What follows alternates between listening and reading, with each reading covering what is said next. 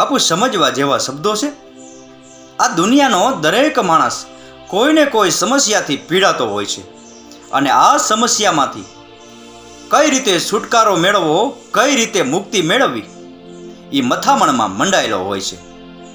આમાં ઘણા લોકો સફળ પણ થાય છે અને અમુક લોકો હિંમત પણ હારી જાય છે.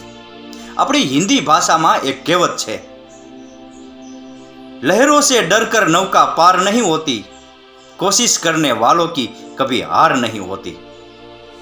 જ્યારે આપણે ચાવી વગરનું કોઈ પણ તાળું નથી બનાવતા તો ભગવાન પણ આપણે એવી કોઈ સમસ્યા નથી આપતા કે જેનો કોઈ ઉકેલ ના હોય.